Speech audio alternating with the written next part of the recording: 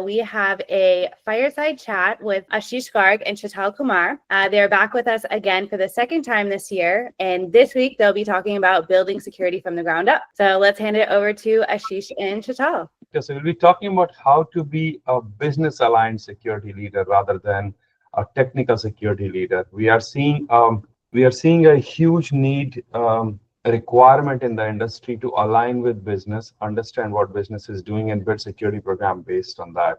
Being an enabler to the business rather than a state-of-the-art security system that doesn't align with the business. So we'll be talking a lot about that, more of a business-aligned security leadership and how to build a security program from ground up. Shital and I have done that at large enterprises, but also helping a lot of small and medium-sized businesses right now, building their security portfolio, reducing their cost and effort on security solutions that they may not need or they may need but are not aware of. This will be more of a conversation between Shital and I, and feel free to jump in between if you have some question. We are talking about 4 or 5 different small topics that we'll be covering. So Shital, I'll ask this question to you. What does it take when you start building a security program, whether it's a large enterprise that has been struggling and have compliance needs versus a medium-sized business that has nothing and they just hired, let's say, their first director of IT or VP of IT, and they need to start looking into building a security program. They may have all the knowledge in the world, or they may have to hire somebody from outside. What does it take?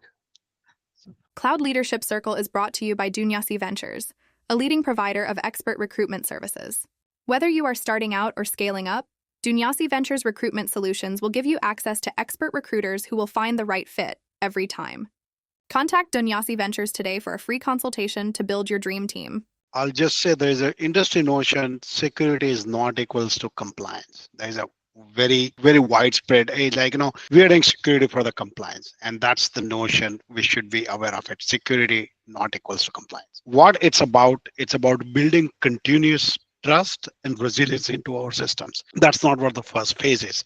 My first phase would be probably in any company I go to is kind of find a discovery. It's discovery is by what I say is understanding the business context. Again, a deep understanding of the organization's missions, goals, and operational landscape. Would love to understand how are they making money, because we are here to protect the business which is making money. We are not here the state of the art security. So you got to align with the business. So now this includes engaging yourself with the stakeholders, the leadership team, and finding in what your critical assets are, what are your core processes are, and what are your key business objectives.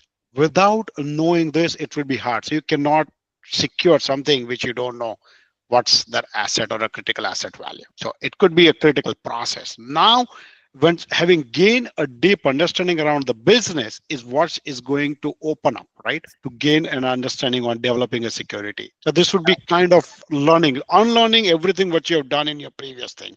So don't bring your blueprint, but go there and understand the business what you are there. Because you could be moving from a healthcare industry into a, say, fintech. The whole landscape changes. And there is a very subtle difference between a conformity and a compliance. So we are not getting there.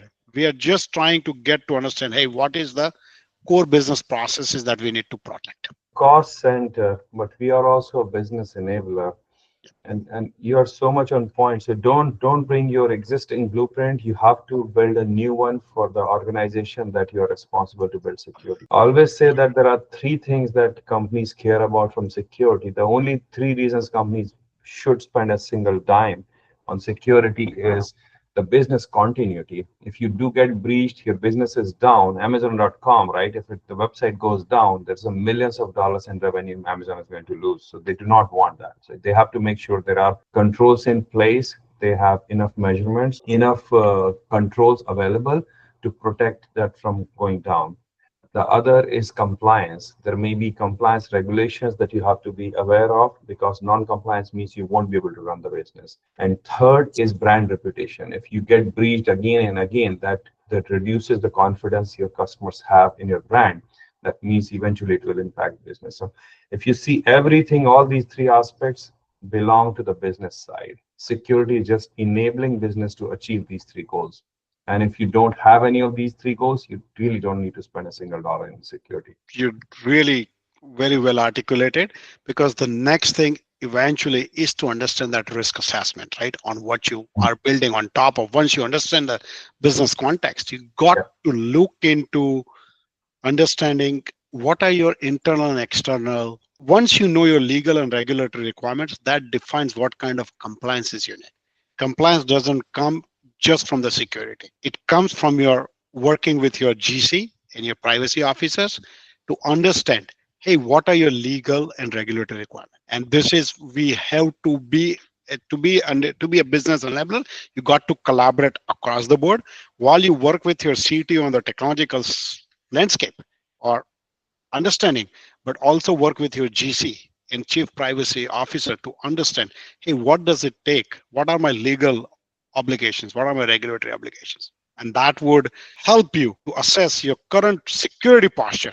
And now you can understand your existing policies, procedures, and technologies. You're not even, you're just doing a risk assessment. As you probably moved into day one, doing a discovery, day 20, you start thinking about a risk assessment and whatnot. So first 20 days, you are discovering and talking to people, trying to align with different business line owners. Hey, what is that they want out of it, right?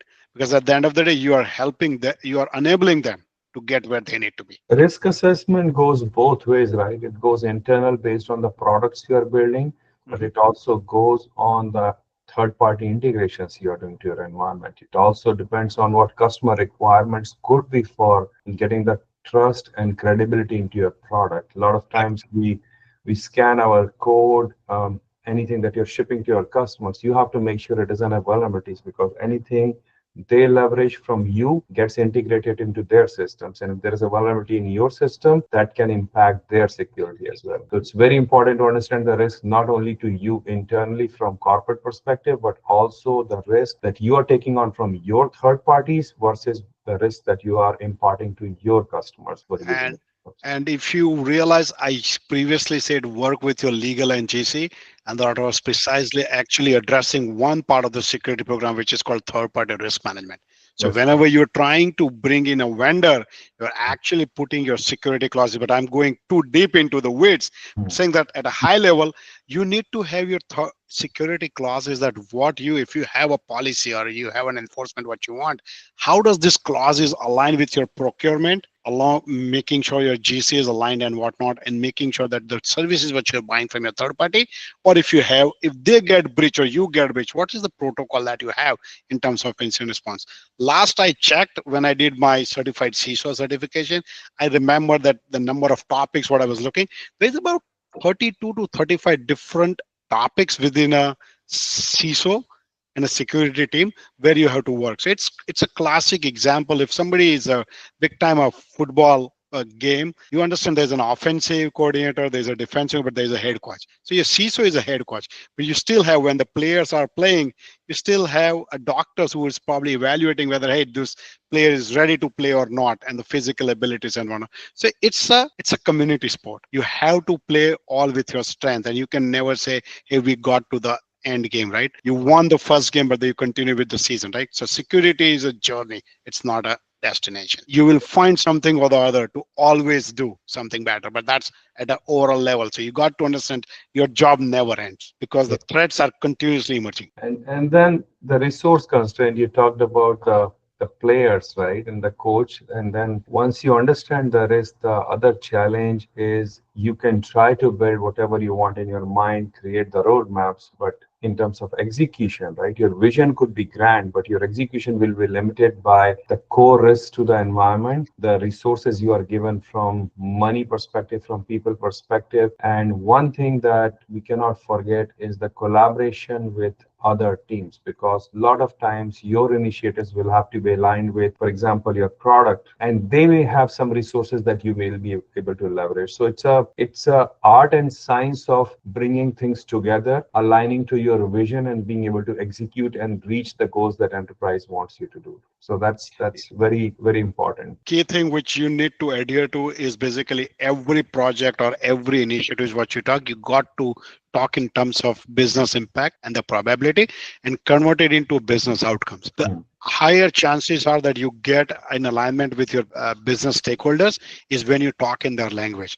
Don't say that you need to fix a CV. Hey, if you don't fix this CV, what does it impact? That's kind of a thing. So a classic example is like, hey, what happens if you are a software development company and you have a GitHub and you have an MF enabled, but when we do a risk assessment, you says, oh, only 90% of the developers have MF enabled and 10% are not. So that's a key risk indicator.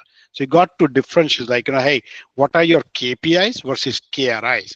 You cannot have 10% open, right? So you got to adhere to your KPIs. Like, we want 100% of developers to have a MF enabled on their GitHub, because there is chances that, what, if not, they can take away your crown jewel. That's your code base. That's where you're making the money. Things like that. And that is what is going to help you when you say it's in terms of business impact, trust, and hey, we are playing on the same side.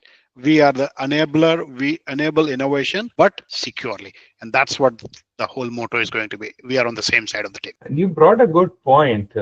Crown jewel assessment gets talked about quite a bit, right? Because those are the assets that help you run the business. Those are the assets that could be intellectual property and competitive advantage for you, right? And you have to protect them at any cost. A lot of times, especially large enterprises with thousands of employees, hundreds of locations worldwide, hundreds of applications they are building, it becomes very hard to understand what those crown jewels are. In my experience, it usually turns into interviews to identify the crown jewels. Are there other mechanisms companies should be looking into to identify those, because those become crucial in order for you to be able to have a vision and execute on a good security strategy? So when you have that kind of a big environment and a little bit of maturity, I would go back to the each business unit to identify what they think, what's the most critical thing, right? So there is something called a business impact assessment, right?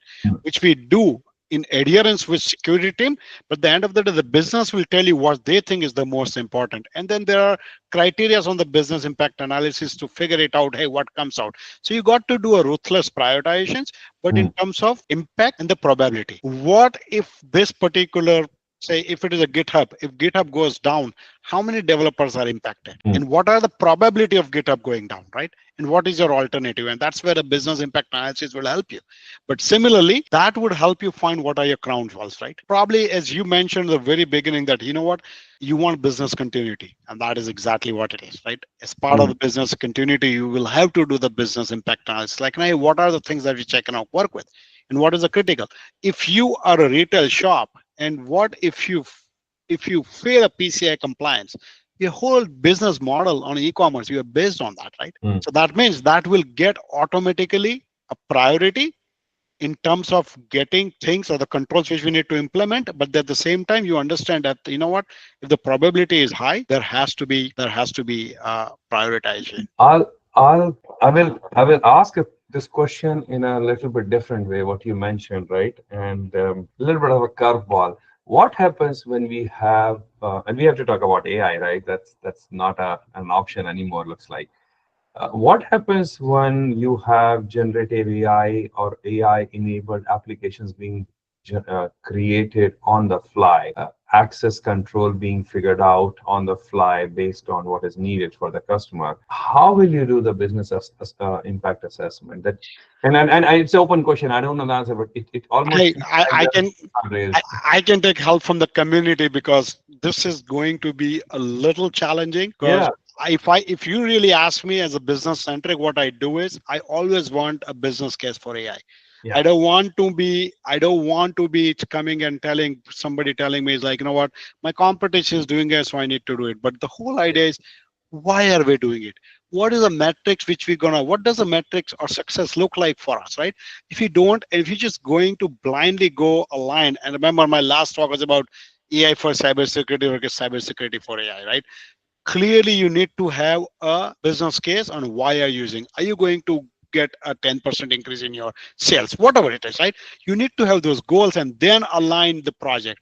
Because I think so, what I'm hearing in the industry is implement AI or fall behind, right? And what my response is, hey, a lot of time people, hey, we need to move fast. I say, yes, but we need to move fast is a perfect enemy of we need to check if this works, right? And that's where you need to strike a balance. And I think the guardrails is one thing. Big challenge we are seeing from our company's perspective is lot of people come to us asking, we have no choice but to adopt AI, but we do not have a clear path forward on identifying those risks, tooling, the framework, the operationalization aspect of it, and some of the business initiatives that you talked about, the business alignment and the business needs are not well defined either. By the time it comes to CISOs or CIOs, right, some of those implementations were either done or kind of in process. We can't backtrack and say, okay, give me 2 more weeks to do security architecture evaluation, understand the risks, let me put some controls in place, provide you the risk around it. So that is definitely happening, and we are in a very transient phase. In my opinion, we are seeing technology is improving faster than people can adopt, right? And more importantly, we do not know if all the use cases that are being thrown at us are relevant or will stay. We are seeing companies wiped out as well because the use case doesn't align. Totally agree with your thought process, and I'll bring it out here. If in the community people, if they are doing AI, I just wanted to understand how many people really have a DSPM strategy within their company. Data security strategy or DSPM? Data security posture management. The reality is, because if you are developing an AI system, you're basically, what fuels AI is the data. And what I have seen time and again when I go to these different companies, everybody wants to be on an AI bandwagon. But the key thing is, where is your data coming from? And do we really know if this data is biased, unbiased, is this PII, not PII, kind of a thing, right? And what kind of risk assessment have you done that by using this data? I'm not talking about any public model. I'm just talking about a use case where you want to do everything within yourself, and then you train your own model and whatnot. Because then there is, I think so, previously it was mentioned, right? Some of the open source models, but there is like Lime and Shap, which are explainability tools. But we are going into AI governance as opposed to security program, right? But those things are available, and then you can do on kind of a action logging, what AI action tags we can tag it, and then do a version tracking, blah blah blah, right? But the whole idea is it has to be part of your AI committee, and it has to be done right with your guardrails, and then you can implement the program. So how are you implementing a security program? See, it's the same controls will be in place. Like, do you have audit mechanism? Do you have authentication? Do you have encryption, right? So controls doesn't change. It might apply to the new paradigm shift what we are talking about now, AI, right? Now which AI are we talking about? Are we talking about going outside from your browser to chat GPT? Now that's a problem. Then you need coming, your old traditional DLP will come, or your secure browser would come into picture and whatnot, right? So it's a use case, and then understanding what this use case will give your business, how it actually attains your business objective, right? Not just because, hey, everybody else is doing it, so I want to use it. Staying true to the original topic of a security program, the AI governance, will it become part of CISO's roadmap or will it be something separate? We are seeing also chief data and AI officers, chief AI officers. I mean, there are new titles thrown in last 1 to 2 years, right? So this is clearly, I think, a community sport, how we partner with GC and Chief Privacy Officer on our other aspects. We might have to partner with CDO as well, but security will be owning one thing of it, is like, make sure, because we do assessments, we actually go do policies, we actually see the implementation metrics for the controls implemented by the control owners, right? So the onus will still remain within the security because we still have to do a scanning and whatnot. I see, from my opinion, I see this is what we saw with OT and IT integrations. We have seen IoT, industrial IoT, OT, IT integrations where IT was supporting some of the operational technology, let's say, for example, manufacturing systems to secure them, moving them from air-gapped systems to within a confines of controls and procedures that we use. I feel AI in itself will be a business priority going forward. It will be implemented, but we will be consulted from a security perspective.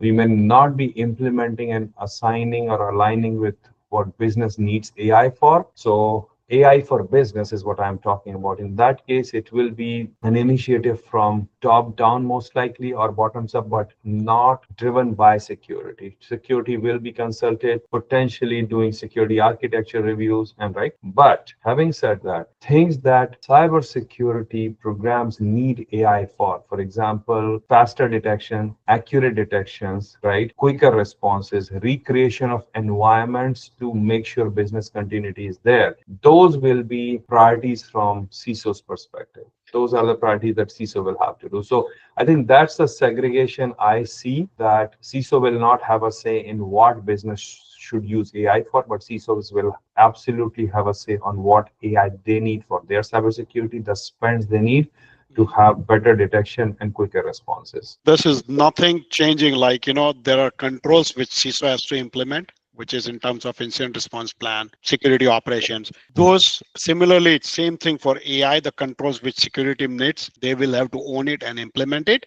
There will be the decision maker. But apart from there, the initiatives with that, we're going to help the business, and business will run the core AI strategy where security will come help with the tools. Hey, how we can enable you for success in a secured way. And last question before we open it for question and answers. I know we are almost at time there. The challenge is, so I'll talk about mine, but I want to hear your thoughts as well, Shital. The challenge is to building a security program, right? When you're doing it either from ground up or trying to mature an existing program. What do they range from? At a very high level, we don't need to go into each of them because we can spend hours there, but at a very high level, three or four things that are two or three things that you think are kind of crucial and we struggle with, right, as security leaders to build that. Maybe if you can. So get alignment with your board. Where do you want to see your security, right? So what I have done in the past and what worked for me is like, guys, this is my industry. This is a $2.5 billion company. This is the industry I face in, and this is my CMI maturity at an industry level. Where do you want me to go? Because depending on that, I can tell you what does an investment look like, because security doesn't come free, right? And then you build a roadmap for 2 years. It's like, hey, now this is a community sport. I cannot deliver this CMMI level 3 or 4 until I get all these controls in place with all this optimized or managed level and whatnot, right? So kind of you get to a baseline where you are and then you move forward to that. But again, this is all. The other thing is like my easiest win is like, guys, whenever you go to it, it's like understand the business landscape and do what are your common controls or the controls catalog you have, and see what are the things which are missing, which is very basic security, right? So if you have a house, you need to have a lock in you're not going to move into a house where it doesn't have a front lock or the back door doesn't close, right? So you got to check few things which are in terms of, do you have MFA, do you have a scanner out there, do you have backup policies, and are we taking backups for business continuity? Because I always stress upon is like, security program has a KPI, but when you deviate from those KPIs, you need to also look at the risks, because that's emerging risk. So like if there is an internet facing system and which is not patched more than 7 days, it's a risk indicator, right? You're taking on a weekly basis, every Saturday you are on AWS and you're taking a backup, but how many backups have failed? And that's a key risk indicator. So while there is KPI, have a clear distinction between KPI and KRI. And this is not something which is owned by security, but this matrix in alignment with business owners will help you assess your security posture, which can gets to your board. Business alignment also helps with your budget. Yep. What money you can get, because if you're able to impart that knowledge about how much risk is there and what is the return on the investment they are going to make to reduce that risk, that could go in your favor. One thing that helped me quite a bit is aligning not just with the board and CEO and CIOs, but also working with your partners. So, for example, one of the companies, there was a new product being launched, and they needed security reviews done and security implementation to enable them to secure that product, and the customer requirement was very strict. So I started having those conversations with them on a bi-weekly basis to understand and then align my security roadmap with the product release. Not only it helped them being comfortable working with security, which is a lot to ask for generally because they always think of us impediment. They actually put some resources to help us build that system, right? In fact, one of the components that we needed required some funding budget, and we as security would have hard time getting that budget approved. But since it was a product and revenue impacting thing, they were able to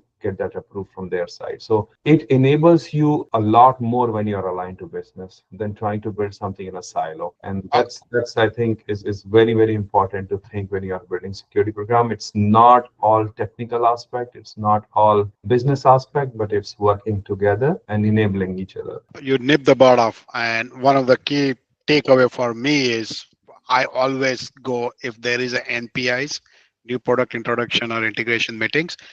I want security to be part of it. So you get to understand right from the beginning what they are planning, what the roadmap looks like, and then you engage yourself. Or security has a word, hey, if you need some compliance, you need those controls, let us do the risk assessment ahead of time. Right.